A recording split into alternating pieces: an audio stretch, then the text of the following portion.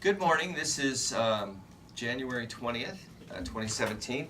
Inauguration Day. Everybody clap it up for Mr. Trump. And pray for America. All right, moving on. So continuing Reconstruction, I wanted to point out one thing.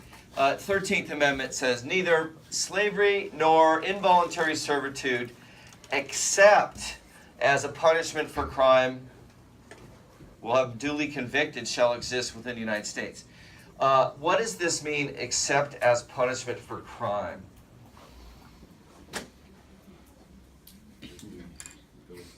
Go ahead, Tyler. Is it like prison, like if you sent to jail and you do like labor and stuff? If you're convicted of a crime, you can be forced into involuntary servitude, which is forced labor. Got it? That's kind of important because you're going to see this. It was legal to force people to work because of being convicted of a crime. All right? Clear? I think it's a point about this 13th Amendment that I want to explain to you. Did we finish Lincoln's plan? We did? Talked about pretty much all the plans. Well, here's the details. Remember the essay is the goals and strategies, right, of those three plans. So the goal for Lincoln is easy reintroduction, leniency, no provisions for freedmen. He doesn't care about civil rights for blacks. He says the war's over, let's just get back to business. And he says, my goal was to preserve the Union, not to make our culture and civilization equal. Okay? That he thought that would come in time. He didn't really worry about it. Big idea. That's really important. The other thing is the 10% plan.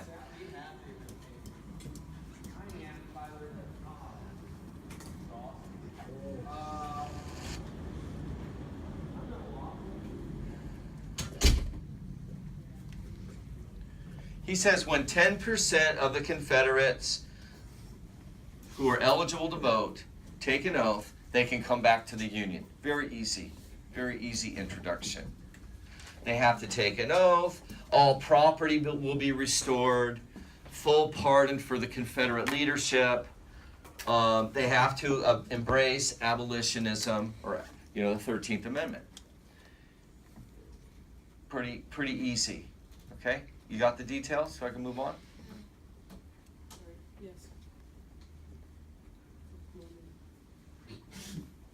I understand. It's okay. Blacks voting, he said, okay, only on a limited basis, and here's if they're educated, if they had property, and if they fought in the Union Army, they could vote. So he's not supportive. That's not a lot of people.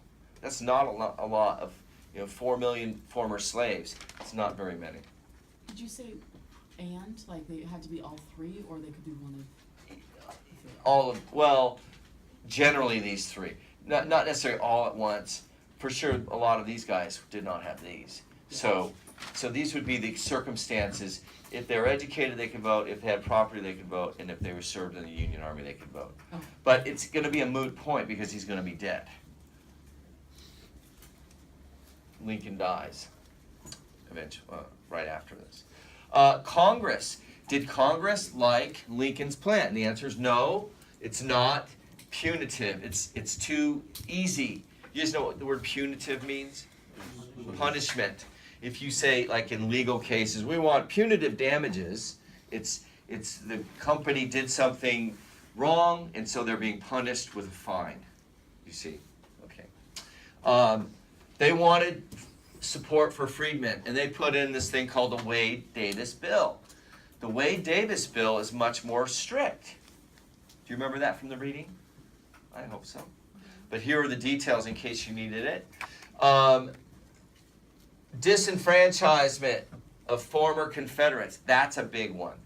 Not paying the debts. The Confederates cannot be paid for the war at all. They can't use tax money even after the Reconstruction to compensate people for the war. They wanted new constitutions. They want governors. This one, appointed provisional governors, that will eventually will be military Reconstruction. They want new constitution. Lincoln didn't want to deal with any of this stuff. He just wanted quick and easy. And majority, 51% oaths. 51% is the majority. Okay? That's, remember, Benjamin Wade was one of the radical Republicans. So they say, no, Mr. President, this is the plan we want to see. Lincoln vetoes it with a pocket veto. Pocket veto. He says no to that. And then he dies. Okay? Any questions? Zarina? No.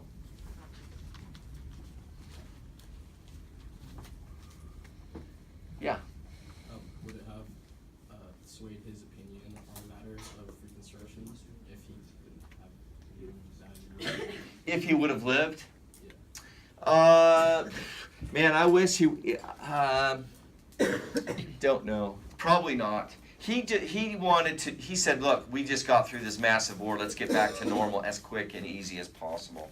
He knew the issue of race is like a cultural idea, and he didn't want to get involved in it. And he was not so sympathetic with African Americans, but he thought in time it would eventually be better social political equality, but not ready at the moment.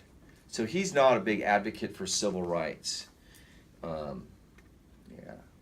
but he dies. Yeah. I had a question on pocket veto. So Yes. when it says the president ignores the bill. Yeah, can I show you? Yeah, sure. Can I draw a picture of it? A pocket veto is when, think of it this way, Congress is in session.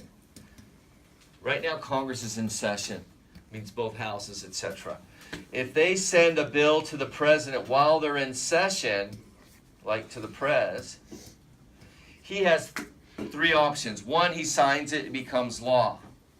Two, he vetoes it, it goes back to Congress. Three, he does nothing, it becomes law. Okay? That's the Constitution. All right, you got that? You got it? Okay. Then there's one other weird circumstance. If they're in recess, if they send it to the president right before they go on recess, then the president in that circumstance can do nothing and it does not become law. So basically the metaphor is he puts it in his pocket and it disappears. He doesn't have to send it back to Congress. He doesn't have to veto it, and it won't become law unless he signs it. And so that's what he does. It's just a weird parliamentary procedure technicality. Okay? Can I give you one more little drawing of the whole Reconstruction thing? Because I tried it with the other class and it really seemed to enlighten them a bit. So if we have 1865, let's see, let's change that. This is like an overview. So let's go 1865 to 1877, right? That's the era known as Reconstruction. All right? So we have the President plan, Abe, Lincoln, and then you have President plan, Johnson, and that is about 1865 to 66. This is 65. And then you get radical Reconstruction, 66 to 77, right? In 77, what's going on in this era is the federal government is in the South, especially in this time. 66 to 77, the federal government, the radicals are in charge. This is military Reconstruction. Okay, got it? What's happening here? You get the 14th, 15th Amendments, protecting African American rights. Protection for African American rights. You see that? You see that? Okay. That's all going on, 66 to 877. Who's protecting it? The military is protecting African American rights. What's going on there? You have the first African Americans are voting. The African Americans are serving in office. They're getting elected to office in the state and in the federal government. The first black, sorry, I can't write. The first black senator from Mississippi, 2 black senators from Mississippi go to Washington. Congressmen, first blacks from the South, from many, multiple southern states, send congressmen because blacks are able to vote, right? And they're Republican, by the way. They're Republican. They're voting Republican in the South. Okay, clear? Only in this era, because the military, the federal government is in the South protecting the rights of these people. You got it? Clear? Now, what happens here, remember the Compromise of 1877 with Rutherford B. Hayes? Remember Hayes? His fraudulency, right? They make the deal. The federal government leaves the South after this. So, and this goes on from 77 to whenever. The federal government is gone. So guess what happens to all of these protections for African American rights? Are gone. When the federal government leaves, this reverts back to, and this, as if it was pre-war. And what do we have going on forward is white supremacy, Jim Crow, segregation, disenfranchisement of African Americans. Till when? What year did the African Americans get the right to vote again? 1965. No civil rights is being developed after 1877 until if you want to look at the map, all these presidents, nobody stands for civil rights. Nobody stands for civil rights for blacks until we get to here. This is the New Deal. This is World War II. He does this much for civil rights. He says one little baby step. This is the president, the first president, his name is Harry S. Truman, stands up for civil rights. He says the way Americans have treated African Americans, our fellow citizens, is disgraceful. We need to end it. We need to do something different. We need to treat them better, more equality. Harry S. Truman. Okay? Doesn't get much done. He gets one major thing done. It's called desegregation of the military. Executive order. Right? So he's the first president to stand up to say, this is wrong, we need to change the way we treat people. And then Eisenhower doesn't do much. He doesn't stand up for it. JFK tries a little. He puts it in his platform, doesn't get it done, dies. This guy, number 36, LBJ, Lyndon Baines Johnson. He's the president for Vietnam. Problematic. Vietnam's problematic. He made huge errors, major upheaval in America. But one thing that he does do, that he's, Catholics have this saying, there's a number of ways Catholics can go to heaven. Do you know how Catholics can go to heaven? If they convert somebody, right? If you convert someone to be Catholic, then you get you get an extra spot. You get extra insurance, Or if one of your kids becomes a priest or a nun or something, that gets you into heaven. Why are you kidding? You've never heard this? No. Are you Catholic? Yes. Really? They're not teaching this anymore? I've never heard this once at like CCD and stuff. Really? You didn't know? Well, it's common knowledge. I don't know what they're teaching now, but, okay, so, They're kind of getting away. excuse me. So, and I make this point, LBJ gets a spot in heaven for his advocacy of civil rights. This is such a big deal. Did he use that? Like, did he say that? Yes, he's the one that gets the laws passed in this Congress for ending segregation and making sure that Voting Rights Act is enforced. 1965. You know, he doesn't do it alone, but if without him it doesn't get done. JFK tried to do it, it didn't get done. My point is, do you see the point here?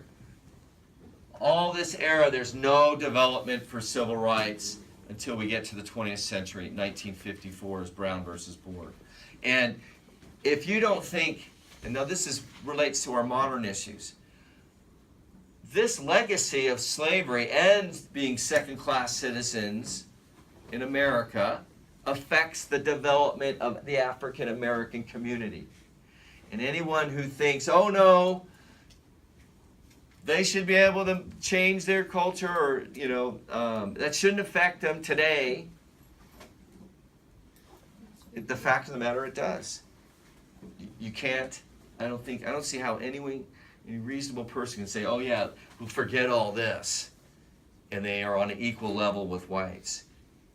You look at every measure of African American society compared to white middle class society, and they're below on a massive scale. And it's not a racial thing. It's not a biological. They're not different biologically, so that has to be environmentally. And this environment has evolved over the years to have these negative developments, right? You cannot, people try to, but it's for sure there's a reason, and this is related to it. Now, is it all of it? I wouldn't say it's all of it, but it's a big part that impacts your culture. Another way I'd like you to think about it, put yourself in the position of African Americans in American society today. How do you feel about this legacy? You don't think that has any impact on your development over the years? You don't think that builds up? It's just like someone being wealthy. You're born wealthy. That's going to impact your development. You're going to have a much better opportunity to do so many more things compared to if you're born in poverty and or under discriminatory institutional discrimination. Put yourself in those positions and see how do you feel about it. If you can, it's called empathy. A lot of people don't have it, but we're hoping some people grow some empathy. But anyway, that's the big picture. Do you see the Reconstruction part of it? You see? Okay. Yeah. After 1877, was this just in the South or in the North? It's both. Both? But 95% of the blacks are in the South. Okay. So you get quasi-slavery again. It's like coming back. Especially with, you heard of sharecropping.